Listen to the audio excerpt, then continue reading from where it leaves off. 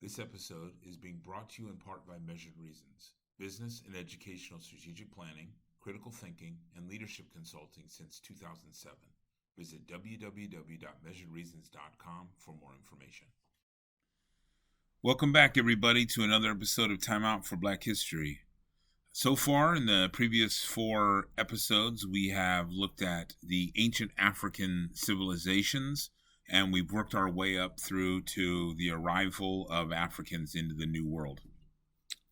Before we continue on to the next kind of phase, I wanted to first spend a little time, and that next phase is going to deal with kind of the evolution of chattel slavery in these United States, or the colonies, the British colonies before the United States.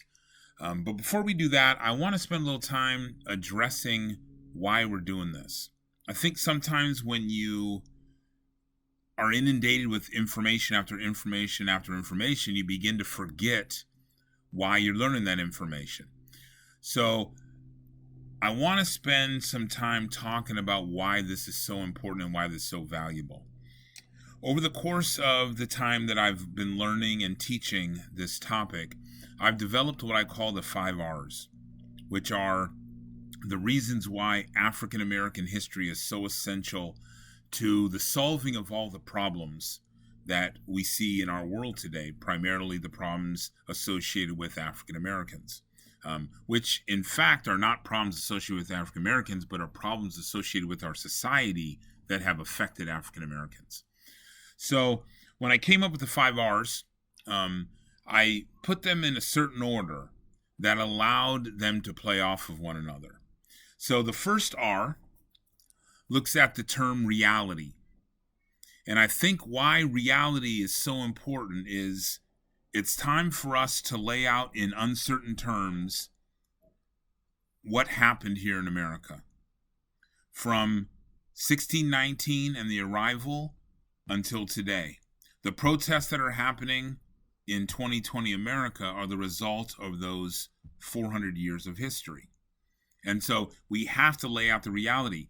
We will not debate issues like whether segregation existed or whether slavery existed or whether those things were detrimental to African American people. Those aren't debatable. Those are a reality that we must set in stone before we can move on to the next phases. And so the next term I like to use is respect, because I think that's a piece that's been sorely missed in our education system. For the average kid growing up in America, the education system included Africa being basically just a continent that existed until Europeans arrived, and then it suddenly became relevant, and then black people being slaves, and then segregated, and then ultimately today as oppressed people with a lower education, and all the stereotypes that are associated with it, gang violence, incarceration. And so when that is your whole basis for understanding a people, it's not a coincidence that people don't understand the world the way it is. So by bringing in respect, by bringing in reality, you're able to really bring a level of respect to a people that came from a continent of glorious success, that had some of the world's greatest natural resources, that had great civilizations, to a people that survived a mass migration, forced migration, and were resilient enough to adapt through 100 years, 200 years of slavery, survived segregation, and still are moving today. So, and all of the accomplishments that are associated with that. Okay? The next term refers to refute. So we have reality, respect, and refute. Refute's important. Refute allows us to disable all of the stereotypes, the myths, the misconceptions, all the things that are associated with African Americans and our history.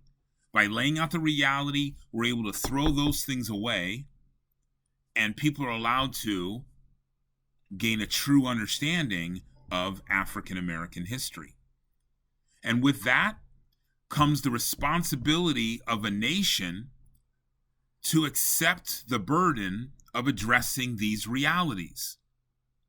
Okay, once the myths are refuted, once we begin to learn the truth, then we're able to kind of move forward. We think of this the same way we think about the progressive era in U.S. history, when we lived by the genteel tradition, social Darwinism. People are poor because they're poor. It's got nothing. And then naturalists came and progressives came, and they began to unveil the truths and the realities of the world. And suddenly, people began to make the changes that needed to be changed as a result of that. Okay, so the responsibility is on us as a society to begin to address the reality that existed prior to all of this time. And then the last one refers to rebuild.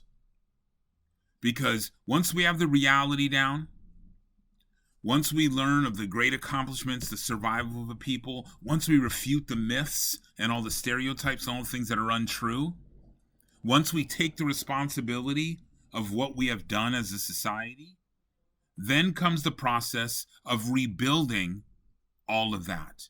And we must rebuild it. We must address all of these injustices, these centuries of neglected education, centuries of neglected economic growth, centuries of neglected political strength. And we must address them.